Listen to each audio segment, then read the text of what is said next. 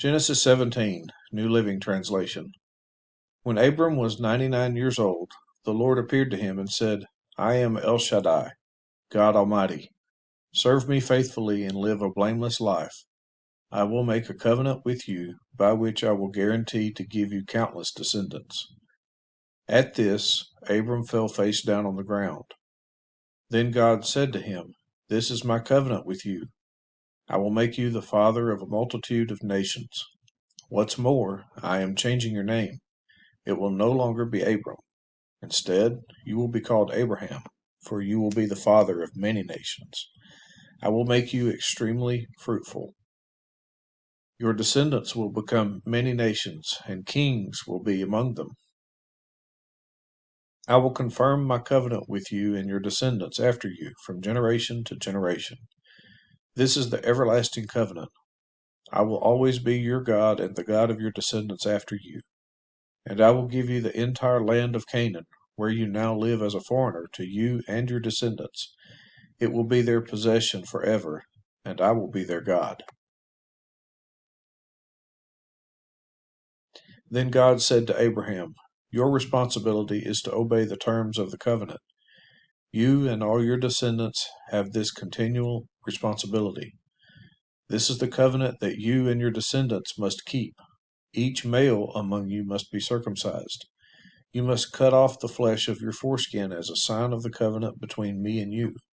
From generation to generation, every male child must be circumcised on the 8th day after his birth. This applies not only to members of your family, but also to the servants born in your household and the foreign-born servants whom you have purchased. All must be circumcised. Your bodies will bear the mark of my everlasting covenant. Any male who fails to be circumcised will be cut off from the covenant family for breaking the covenant. Then God said to Abraham, Regarding Sarai, your wife, her name will no longer be Sarai. From now on, her name will be Sarah, and I will bless her and give you a son from her. Yes, I will bless her richly, and she will become the mother of many nations. Kings of nations will be among her descendants. Then Abraham bowed down to the ground, but he laughed to himself in disbelief. How could I become a father at the age of 100, he thought. And how can Sarah have a baby when she is 90 years old?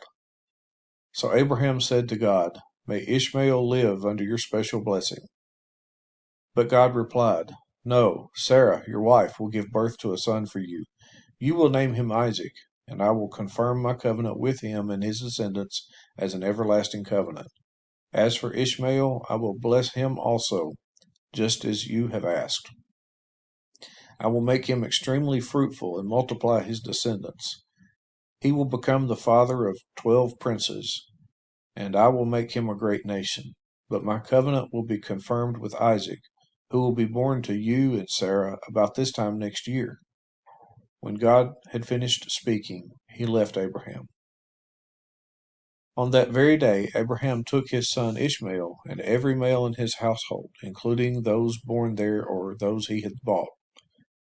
Then he circumcised them, cutting off their foreskins, just as God had told him. Abraham was 99 years old when he was circumcised, and Ishmael his son was 13. Both Abraham and his son Ishmael were circumcised on that same day, along with all the other men and boys of the household, whether they were born there or bought as servants. All were circumcised with him.